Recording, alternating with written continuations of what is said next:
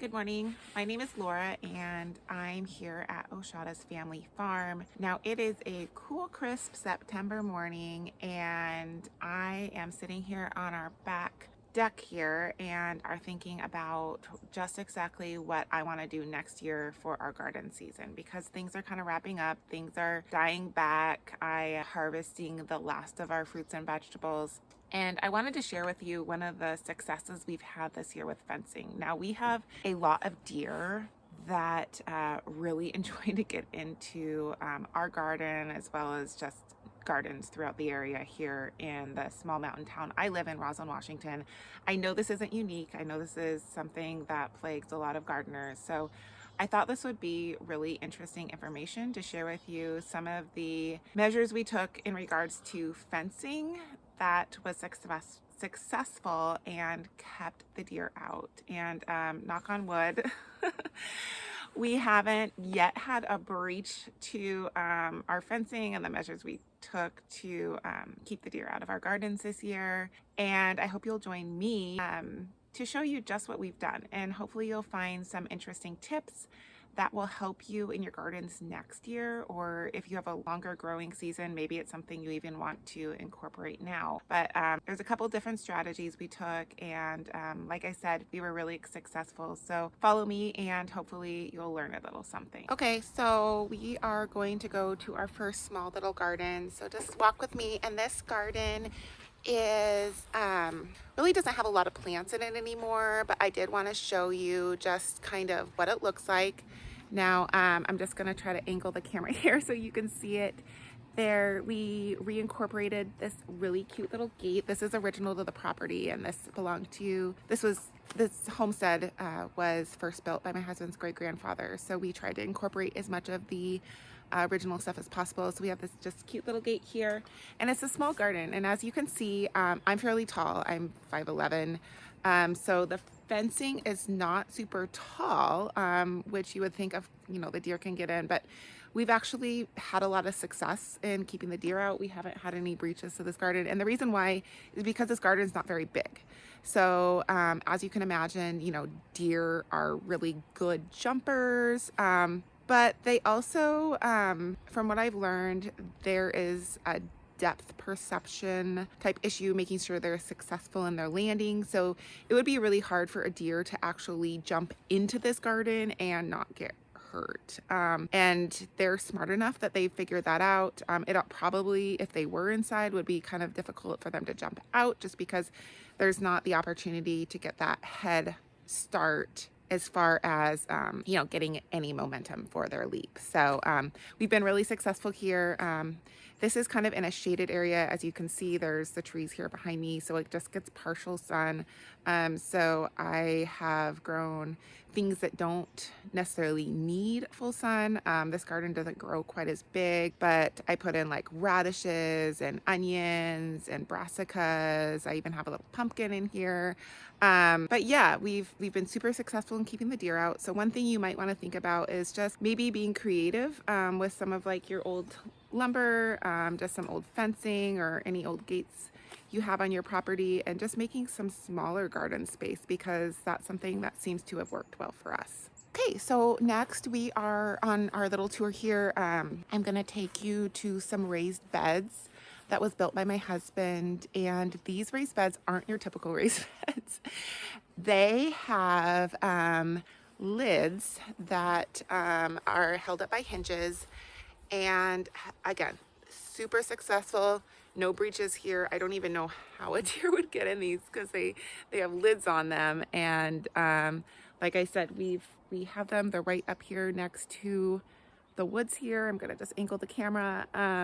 No pests of any type. So I think the only thing we've actually had in some of our garden beds are some cute little frogs, which I really enjoy, but nothing like rabbits or deer or anything like that. So this is a really great method, and I am going to attempt to open these while I am shooting this video and holding the camera at the same time.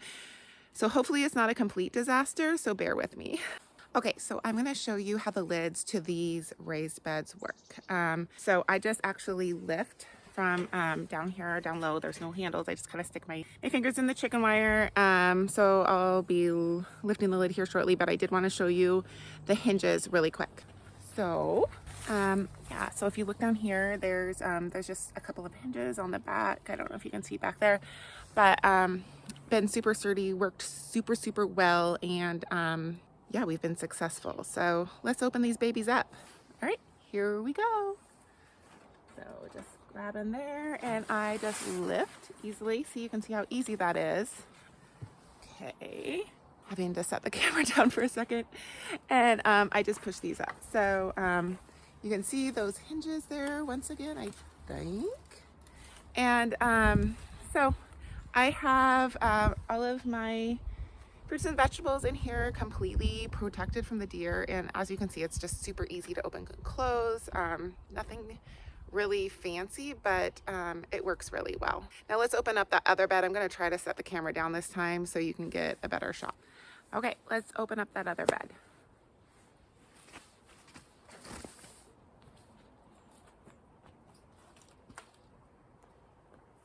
Easy as pie.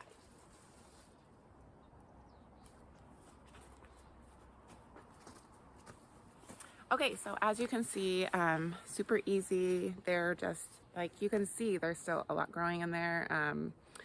I have strawberries and squash and zucchini and cucumbers and Swiss chard and carrots and peppers, and just you name it, it's in there. It's been protected all season, and I was really impressed with the work my husband did, so I'm very happy with it. All right, so next to our raised beds, I have just this electrical fence here, and we have some raised beds. Now, I haven't been super successful in raising the vegetables I wanted in these raised beds, and it doesn't have to do with the critters. I think it has to do with the soil being too hot. But we have some radish starts and some carrots that are sprouting up for this fall, and we haven't had any problems with pests getting in there, but this was actually our least expensive fence and took the least amount of time. You can see it isn't as fancy as some of the other things we did here, just some T-posts and electric fencing that's up, but it's worked really well for us. All right, behind me here is our large garden, and we have fencing. We have some cattle panels all the way around it, and then strung electric fencing above the top. So we felt necessary to do this because we had the fencing all the way around it. Actually, early this spring, before we really had much growing, we did see where some deers were able to jump over the fence. So we did invest in some electric fencing here as well. Ever since we've strung the top with 2 strands of the electric fencing, we have had no additional concerns or any breaches into the garden from our local deer. So I'm going to actually turn the camera around just so I can show you a little bit better what this fence looks like, and we'll take a walk around this garden. Like I said, this is our large garden. So our farm here, we raise primarily raspberries. So we have 14 50-foot rows of raspberries that we harvest every year and sell to people that live here locally, as well as a small little jam shop. And there's actually some other small farmers that purchase these berries from us to sell at the farmers market. But yeah, I'll take you around our garden, let you know what this looks like. And then if you have any questions about this fencing or any of the other fencings or covered raised beds, I would just ask you to comment below, and hopefully I can get you the information you're looking for. Okay, here is the street view of this fence. You can see it is a pretty substantial fence here. We have fencing around the bottom. This is actually where the breach occurred this spring, just because the fence wasn't high enough. So we did go ahead and run this electric fencing across the top. This increased the height of the fence, as well as, you know, it just obviously nobody wants to run into an electric fence. So this has stopped any additional breaches here on our property. I'm going to go ahead and walk along the rest of the fence line, so you can just kind of take a look at what that looks like. This front side, we incorporated some of the old fencing here on the property, and so that's in the front, but on the sides you'll see the cattle panels.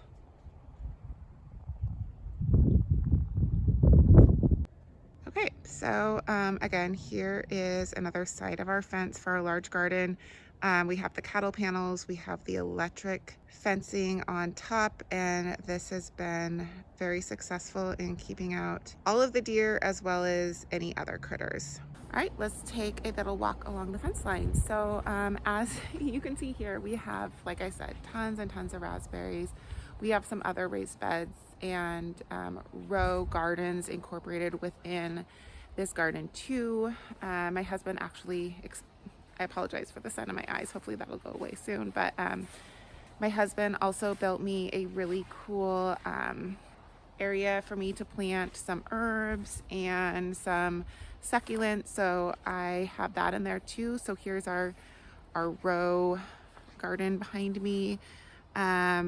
We have some other container gardens in there, but primarily raspberries, and this fencing has done a spectacular job in keeping those critters out. So I hope you enjoyed this video. You know, we've spent a lot of time and energy in trying to make sure all of our hard work as far as gardening goes is protected from some of those critters that can get in. Like I said earlier, if you have questions, please comment below. I really, really want to help others out. This has been a huge learning experience for us, and I feel like we've learned a lot along the way. If you enjoyed this video and you'd like to learn more about what we're doing here on our small family farm, I'd ask you to subscribe to our channel as well as like this video. Until next time.